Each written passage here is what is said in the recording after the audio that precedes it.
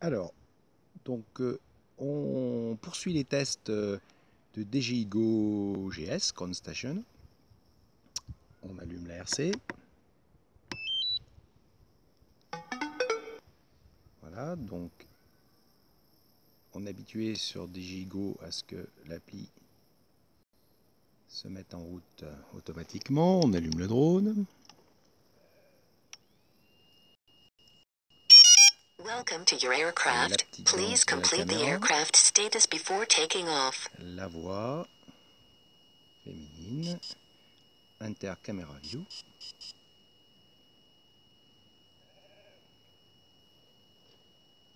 Voilà.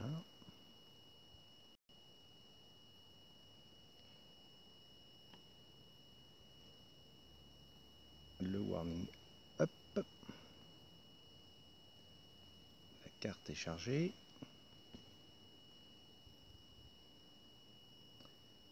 La dernière version du firmware. La calibration a été faite. On va attendre que l'initialisation soit faite et complète en Safe to Fly.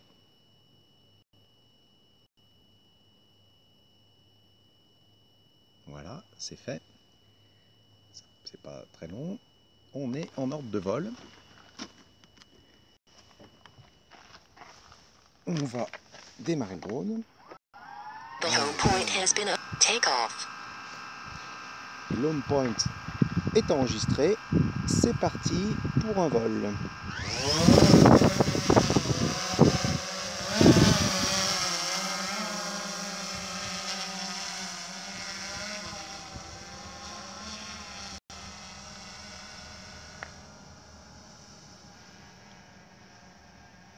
Alors,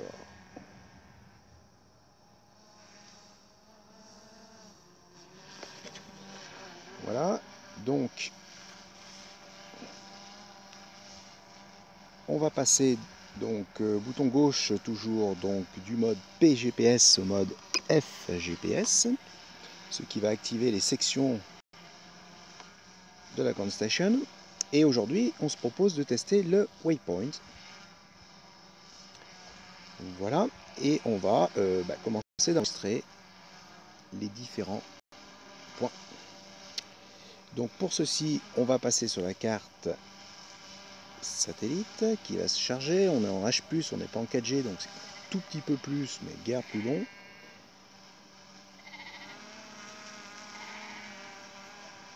Ça va prendre assez vite.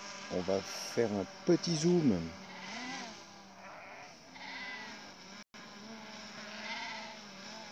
Rester sur les 50 mètres. Voilà, donc un petit zoom de la carte. Voilà. Et on va se faire un petit parcours planifié. Donc, ici, donc on va enregistrer le premier point lyonnais. On va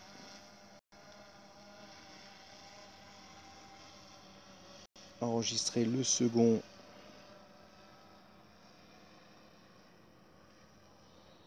à la limite de cette terre agricole.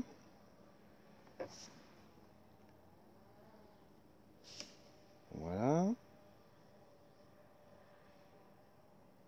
Un troisième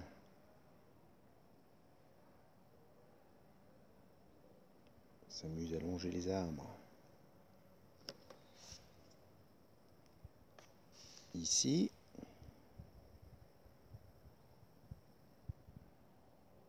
Hop.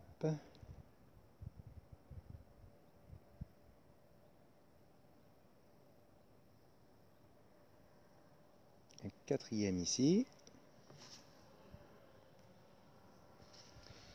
Et puis on va faire une boucle, donc on va revenir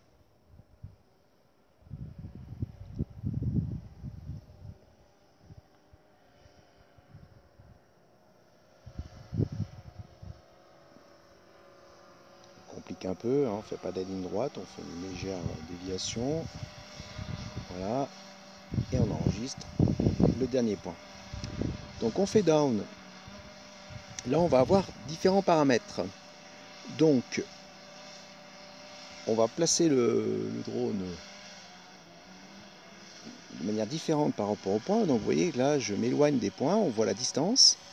Je le place à allez, 29 mètres. Là je vais faire varier la vitesse, mais je pourrais régler ce paramètre tout à l'heure pendant le vol programmé. Ici donc j'ai plusieurs options.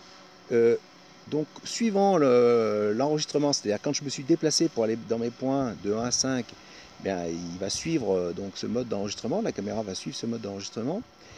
Avec with route, donc il va être dans le sens où se déplace le drone, la caméra va être dans ce sens-là. Et en free mode, la caméra elle pourra bouger comme l'on veut. Donc c'est le plus intéressant, on va se mettre en free mode. Donc ici, deux options, soit avec une option retour donc au point de départ. Bon, on va rester en over. Ça me semble être le plus intéressant. On démarre le vol programmé, donc qui se charge. Le drone va aller se placer tout seul au point 1, point de départ, et va executing waypoint mission, va exécuter sa mission, il nous le dit. Donc pendant ce temps, nous on est en free mode, donc on prend le contrôle de la caméra, on met cette caméra sur grand écran, et puis on va, avec le stick gauche, puisque je suis en mode 2, faire bouger cette caméra, l'orienter dans la direction qu'on souhaite filmer. Alors on peut aussi évidemment modifier avec le bouton de gauche toujours, la molette, donc l'inclinaison de la caméra selon ses besoins. Et donc avec le stick, je déplace ma caméra. Donc on peut suivre sur la carte satellite le sens dans lequel le sens de la caméra et non pas du drone qui lui de toute façon suit la zone programmée. Donc vous voyez que la flèche rouge se déplace selon les ordres que je donne avec le stick gauche et donc filme l'endroit que je veux de manière indépendante de la trajectoire du drone. Donc voilà, c'est toujours un petit peu impressionnant de laisser son drone comme ceci voler en vol automatique. Il faut vraiment faire confiance à la gestion du logiciel. Bon, mais là on peut vraiment se concentrer sur ce qu'on a à filmer. Donc c'est vraiment très pratique. On atteint le point 4. Alors vous voyez que je peux faire varier, accélérer, ralentir. C'est ce que je fais ici. Donc la vitesse de parcours en cours de programme, ce qui est bien pratique, reconnaissons-le. Voilà, donc on arrive tranquille au point numéro 5, qui était notre point de départ, à la vitesse de 2,4 mètres par seconde.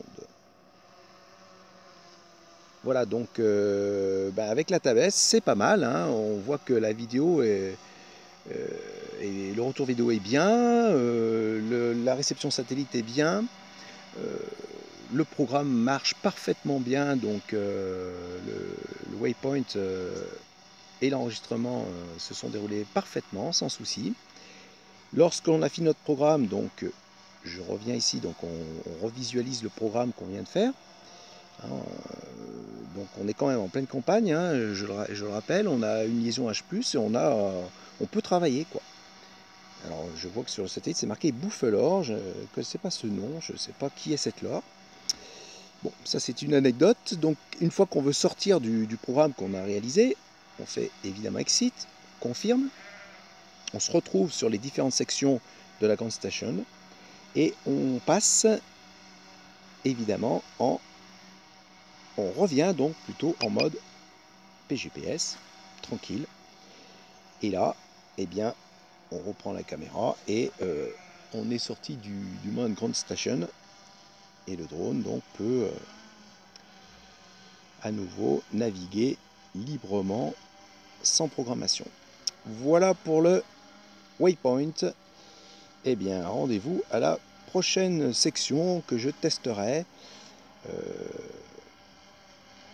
pour voir si tout fonctionne bien. En tout cas là, avec la Tab S en 6.7.77, firmware 1.4, l'appli marche parfaitement bien. sur les deux fonctions que je viens de tester, c'est-à-dire POI et Waypoint. Voilà, au prochain test, à bientôt.